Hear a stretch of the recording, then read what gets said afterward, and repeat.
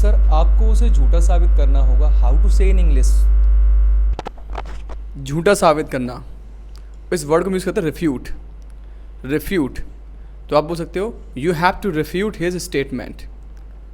जैसे उसने मुझे झूठा साबित किया, ही रिफ्यूटेड माई स्टेटमेंट।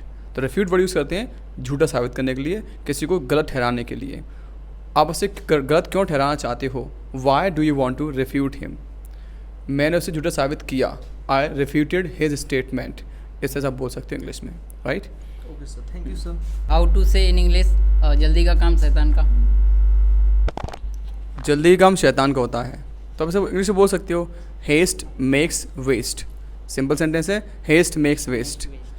जैसे कभी अक्सर ये होता है कि घर में जब कहीं आप घूमने जाने वाले होते हो तो स्पेशली हम सारे काम अपना पैकेज पैक कर लेते हैं, लेकिन जैसे ही कहते चाबी कहाँ रह गई, अरे बाइक की चाबी तो अंदर रह गई। अब यार जल्दी काम शैतान का होता है, हेस्ट मेक्स वेस्ट। इस तरीके यूज़ कर सकते हो आप। Sir how to say in English, अब बिजनेस में सुधार आ रहा है। अब बिज़नेस में सुधार आ रहा है मतलब पहले से तरक्की हो रही है, तो कुछ सुधार आना तो होता है। तो आप बोल सकते हो now business is looking up. Lookup होता है स्पेशली किसी व्यक्ति को अच्छी नज़रों से देखना, ऊपर देखना, लुकअप। तो इसी तरीके से आप सेंटेंस को तरीके से बोल सकते हो, बिजनेस में पहले सुधार आ रहा है, किसी में सुधार आना, तो now my business is looking up. Shop में सुधार आ रहा है, this shop is looking up. तो लुकअप मतलब बढ़ रहा है, पहले से ठीक चल रहा है, तो लुकअप का वर्ड का यूज़ कर सकते हो आप। सर आपके साथ समय का पता नहीं चलता। How to say in English. समय का पता नहीं चलता है, समय उड़ जाता है। तो whenever I am with you time flies. तो टाइम फ्लाई वर्ड यूज़ करते हैं, time fly when I am with you. तो whenever I am with you time flies, समय का पता नहीं चलता, समय उड़ जाता है, तो time flies with you.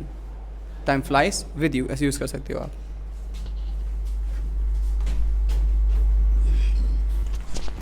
How to speak in English, आपने मेरी नाक कटने से बचा ली।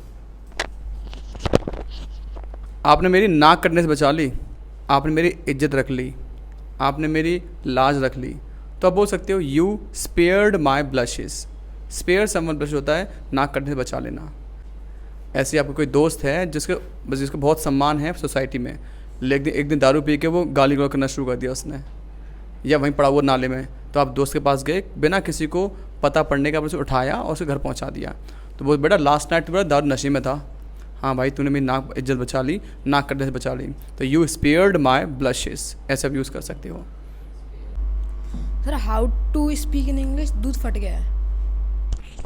दूध फट गया है, ये कुछ बेसिक सेंटेंस हैं जो बोले जाते हैं आप अपनी कॉमन इंग्लिश में। दूध फट गया से बोल सकते हो milk has turn sour. Milk has turn sour ऐसे बोल सकते हो आप।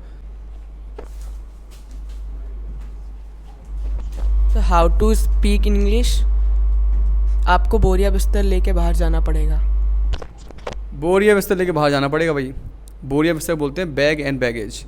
बैग एंड बैगेज, तो you have to go out bag and baggage. इसमें थोड़ा सा ध्यान रखने वाली बात ये होती है, इसके साथ आपको मन करेगा विद लगाने का, पर विद नहीं लगाया जाता है, वो ग्रामेटिकली गलत होता है। तो आप बोल सकते हो मुझे घर से बाहर बोरिया बिस्तर लेके जाना पड़ा, तो I had to go out bag and baggage. उन्होंने उसे घर के बाहर बोरिया बिस्तर सहित फेंक दिया। He threw him out of the home bag and baggage. तो इसमें विद नहीं लगाना, आप लोग बैग एंड बैग यूज़ करते हैं। एक सेंटेंस आप भी बना सकते हो, मैं आपको बोरिया बिस्तर के साथ बाहर फेंक दूंगा। You can comment below.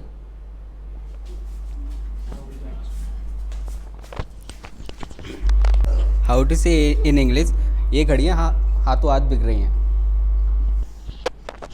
इस तरह की घड़ियाँ हाथों हाथ बिक रही हैं। हाथों हाथ बिकना होता है sell like hot cake. Sell like hot cake, जैसे घड़ियाँ हाथों हाथ बिक रही हैं, तो this kind of watches are being sold like hot cake. जैसे आपने कोई किताब छापी, वो किताब हाथों हाथ बिक चुकी है, that book has been sold like a hot cake. तो this watches are being sold like hot cake ऐसे यूज़ कर सकते हो आप। Thank you. How to say English, sir हमारी कभी इस टॉपिक पे बात नहीं हुई। हमारी कभी इस टॉपिक बात नहीं हुई, या हमने कभी इस मुद्दे को डिस्कस नहीं किया, या हमारी कभी इस विषय पर कोई डिस्कशन नहीं हुआ कभी भी। तो आप बोल सकते हो we have never touched this topic. We have never touched this discussion, मतलब टच करना होता है, हमने इस विषय में कोई शायद बात करी नहीं, हमने इस बारे में आज कर सकते हैं। तो we have never touched this topic, we have never touched this discussion, we have never touched this issue, ऐसा आप यूज़ कर सकते हो। तो नेवर टच्ड यूज़ कर रहे हो।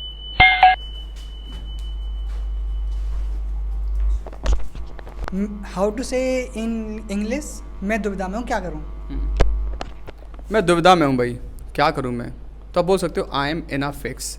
इन अ फिक्स होता है दुविधा में होना। I am in a fix what to do.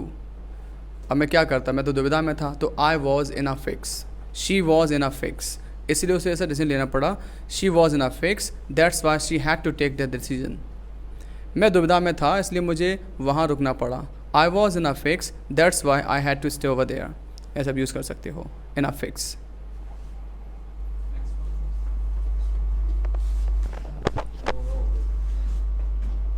Sir how to say English, मैं गर्मा गर्म समोसे खाना चाहूँगी। गर्मा गर्म समोसे खाना चाहता हूँ। गर्मा गर्म कोई चीज़ होती है उसे बोलते हैं पाइपिंग हॉट।